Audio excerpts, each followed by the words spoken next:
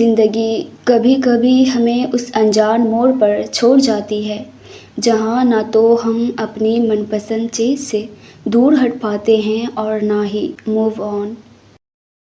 اپنے رب کو راضی کرنے کے لیے ذکر وظیفے تو کبھی تہجد تک پہنچ جاتے ہیں کہ بس کسی بھی طرح میرے رب میری چاہت پر راضی ہو جائے اور مجھے میری منچاہی چیز سے نواز دے۔ اور یہی وہ مقام ہوتا ہے جہاں تم پر آزمائش بھی سخت کر دی جاتی ہے۔ میرے رب کے آزمانے کا طریقہ بھی بڑا نرالا ہوتا ہے، کبھی کسی کو دے کر آزماتا ہے تو کسی سے چھین کر۔ زندگی میں خوشی اور غم دونوں ہی آزمائش کا حصہ ہے۔ آزمائش بھی اسی چیز کی ہوتی ہے جو جان سے زیادہ ہمیں پیاری ہوتی ہے۔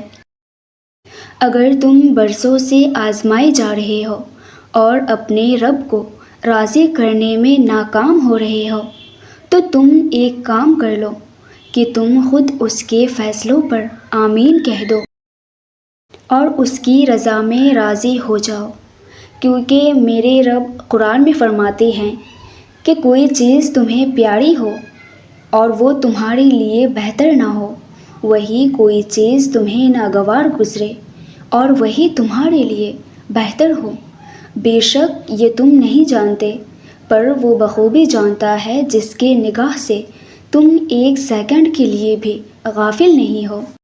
جب انسان اللہ سے دوری اختیار کر لیتا ہے، 24 گھنٹوں میں ایک دفعہ بھی اپنے رب کو ڈھنگ سے یاد تک نہیں کرتے، تو اللہ اسے ایسی چیز کی طلب میں لگا دیتا ہے جو اس کے نصیب میں نہیں ہوتی۔ کچھ ایسا ہی معاملہ اگر تمہارے ساتھ بھی ہے تو فوراً اللہ کی طرف رجوع کرو، ان سے توبہ اور معافی کی تحفہ پیش کرو، بے شک وہ تمہارا ہی منتظر ہے۔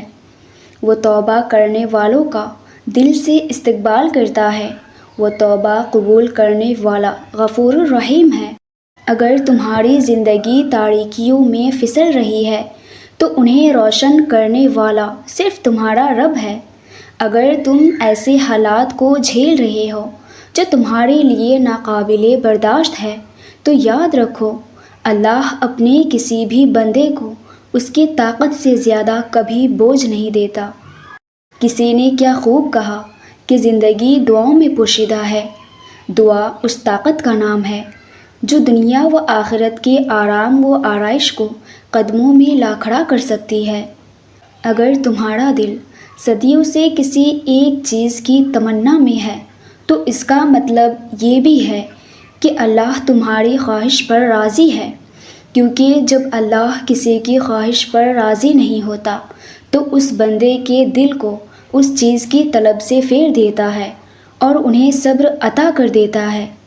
اگر تم آج بھی وہی دعا کرتے ہو جو پہلے مانگا کرتے تھے، اس یقین کے ساتھ کہ اللہ ایک نہ ایک دن میری چاہت پر راضی ضرور ہوگا، تو تم اپنا صبر، بھروسہ اور توکل کو اور بھی مضبوط کر لو۔ بے شک اس رب سے امید لگانے والا کبھی رسوا نہیں ہوتا، اور وہ بہترین لاج رکھنے والا رب تمہارے اس یقین کا لاج سب سے انوکھا رکھے گا۔ جب تمہارا بہترین وقت آ پہنچے گا تو وہ تمہیں تمہاری من پسند چیز کی طرف پھیر دے گا۔ یہ تمہارے رب کا تم سے کیا گیا ایک بہترین وعدہ ہے۔ رسول اللہ صلی اللہ علیہ وسلم نے فرمایا کہ دعا کے سوا کوئی بھی چیز تقدیر کو نہیں ٹال سکتی، جس طرح نیکی کے سوا کوئی چیز عمر میں اضافہ نہیں کر سکتی۔ تم دعا بھی نہیں کر سکتے جب تک کہ تمہارا رب نہ چاہے۔